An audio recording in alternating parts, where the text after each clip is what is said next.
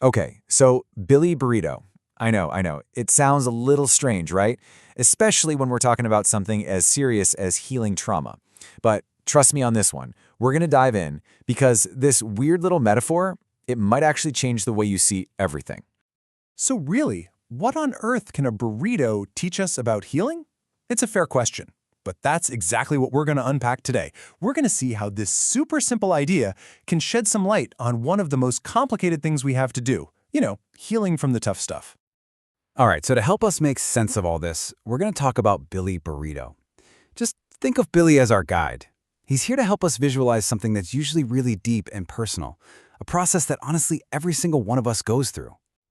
Okay, let's start with something super simple, something our bodies just do without us even thinking about it. We're talking about digestion. Yep, just what happens when you eat a burrito. Think about it. Our bodies are amazing, right? The whole process is basically 3 steps. 1, you eat. 2, your body is smart, it pulls out all the good stuff, all the nutrients it needs. And 3, it gets rid of the rest, the waste. You don't have to micromanage it, your body just handles it. But we all know it's not always that smooth, right? Sometimes, for whatever reason, the system gets a little backed up. The process gets stuck. In our little story, Billy gets constipated. It happens. It's just a simple fact of life. And this is where things get really interesting. This is where the metaphor just clicks. Because it turns out, your mind, or your being, as the source material calls it, it does the exact same thing. It's designed to digest your memories and your experiences. I mean, check this out. On one side, you've got physical digestion. You eat the burrito, keep the good stuff, and get rid of the waste. And on the other side, memory digestion. It's the same deal. You ingest a memory, you keep the nutrients, the facts, what it looked like, what was said, the lessons, and your system is designed to release the waste. And in this case, the waste is that heavy emotional charge, the trauma. So it kind of makes sense, right?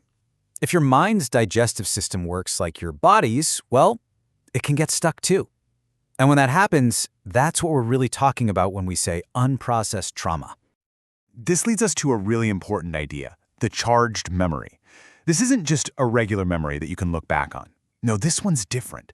When you think about it, or when something reminds you of it, you don't just remember it, you feel it in your body. That jolt, that ache, that wave of emotion, that is the charge. And when these memories are stuck, it can show up in some really weird physical ways. The source actually calls this the Billy Burrito experience. Maybe it's random aches and pains you can't explain. Or maybe your actual digestion gets, well, a bit wonky. Or you get hit with these huge emotions that seem to come from absolutely nowhere. It's that exact feeling of being, you guessed it, emotionally constipated. And here's a super important point. We tend to think trauma has to be this one huge dramatic event, and sometimes it is, but a lot of the time it's not. It's the little things piling up. It's not one giant 5-alarm fire burrito that messes you up. It's the 10 smaller burritos you ate over the last year that your system just never fully processed. Okay, so if we're stuck, what do?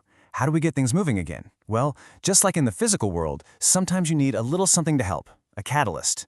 But, and this is the most important part, the whole idea here is that it has to be gentle. It has to be supportive. I love this comparison from the source. You've got 2 options. Option 1 is the X-lax experience.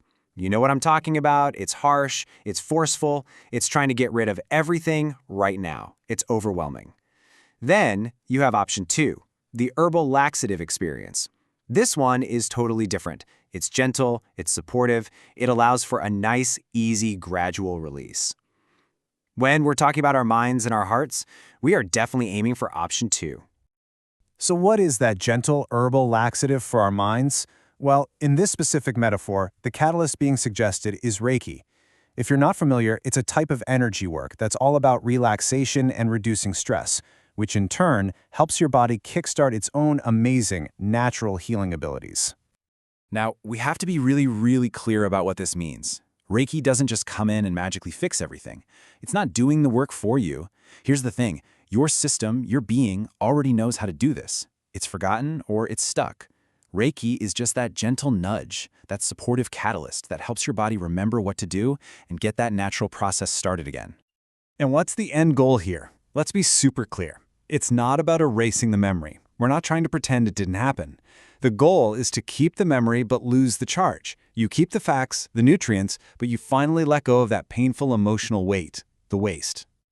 This quote from the source just says it all, doesn't it?